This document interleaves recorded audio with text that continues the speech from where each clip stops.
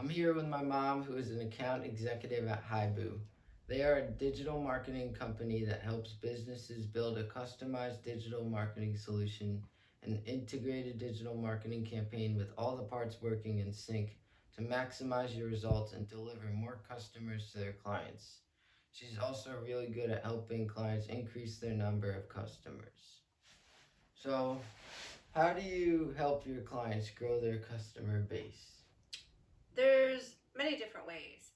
We have five basically different ways that we can help. One of the ways is Google Ads. So what happens is I'm going to talk about a client that I was working with in Newport. They were an auto sales. They did auto sales, but they also did auto repair.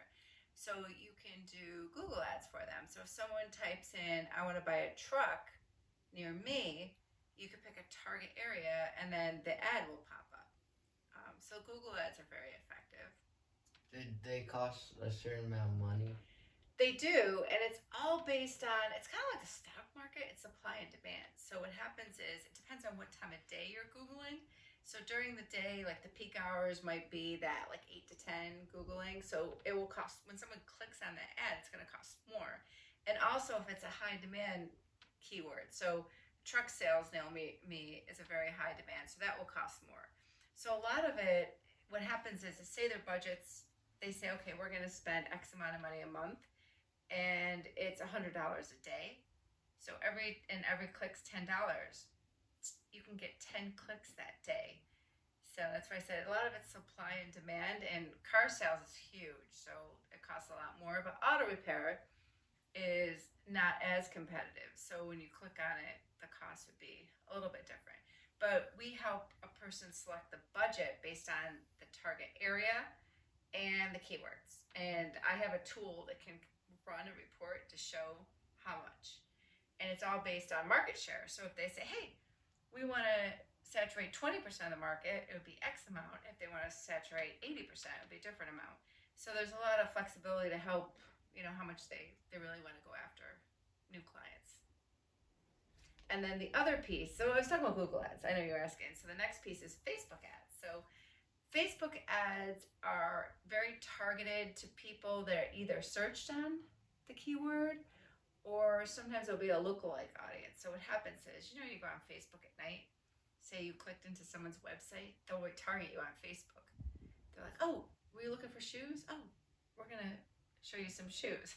Wait, so is there just some bot or like device that just puts in keywords and then the ads just pop up? Kinda. It's called a cookie. So what happens is if you go into someone's website, you automatically are saying that you want to put a cookie on that website. So what happens is they give you the right. You don't realize a lot of times, it says those things pop up and say accept cookies, whatever. You click on it.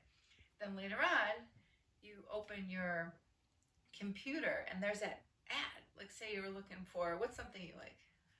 Maybe like football or something. Yeah, say you were like looking on some football stats or something, and later on you go on Facebook, and all of a sudden there's an ad for like this football program, how to improve your.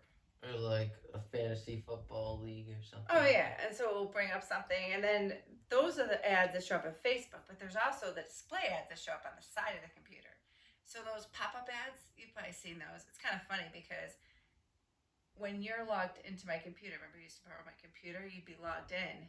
And when I was logged in under you, on the right-hand side was all football and everything. But when you were logged in as me, remember it would be like shoes, completely different.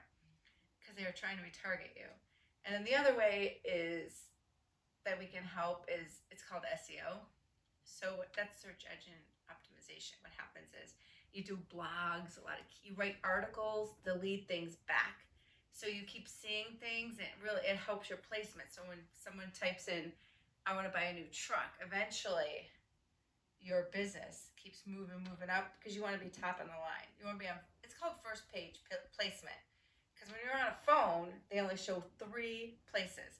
So when you type in trucks for sale, it's only going to show the top 3.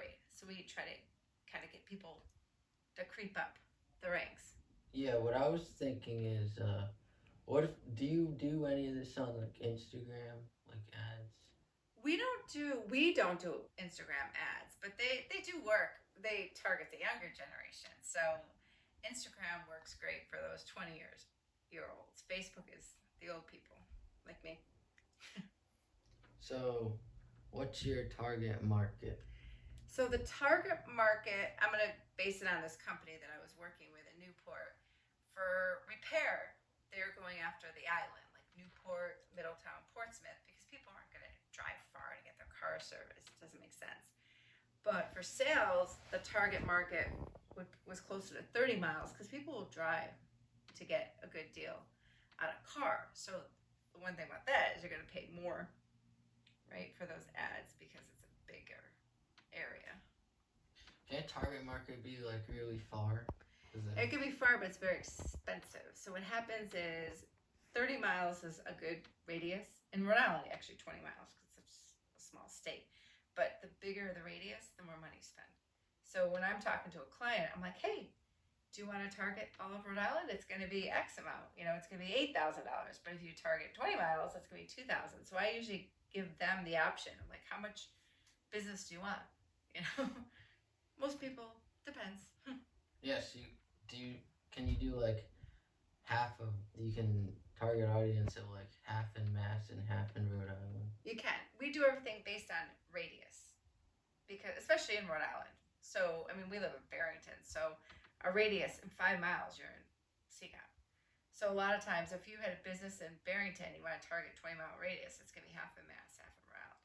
So everything I do is based on a radius, not necessarily, but you could pick towns too. So a lot of clients that I work with want we call them the rich towns. So they'll be like, I want East Greenwich, Barrington, Newport. You can target towns too. That's smart.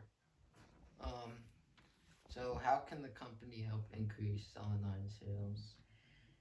Really increasing online sales is, doing more, getting in front of the right people. And like the biggest way I think is Google Ads. So when someone's searching on your service that you pop up, they click on the Google ad, and then what we can do is retarget. So they click on the Google ad, they go into the website, and then from there we put a tracker, and then we know that they went to the website. Then we retarget them through Facebook. And what happens is we follow them for 2 weeks. So I don't know about you, if you've ever seen those ads, they keep popping up. I'm like, fine. And then you finally click on it, right? Yeah, your grandma clicks on them and buys everything. She buys all. She sees those crazy ads, always buying stuff, because they know, and that's the best way. Another solution other than just the Instagram post, maybe just connect to someone in the company or have someone in the company do personal Facebook posts. Those are good because what happens is if you have a good Facebook following, what happens is we put the ads in front of people that don't know you, but it's good to keep the word out. Like the personalized Facebook posts work well. And it could be, I don't know, especially small business. It could be like, oh, it's someone's birthday, or, like we're having a sale because it's Veterans Day. The personal posts work very well because ours are more generic. That's a great idea. And maybe think about who should be posting the Facebook. Oh, yeah. Typically I usually suggest finding someone younger in the company. And it's someone that you might not even think of, but offer some incentive. A lot of times it's, the office manager. It's good to find someone. Like an intern. An intern would be great. Interns are great because they're young and they could do their hashtags and all that. Younger people are better. And I feel like our generation knows more about. They do. And what happens is you can post something on Instagram and have it link and go automatically to Facebook. So anything you post on Instagram can post on Facebook. And a lot of times, like, I don't even know how to do that really. That's why I said the younger generation is much better at doing posts. Okay, so really should just target younger for doing Facebook posts, and that's about it. Thanks.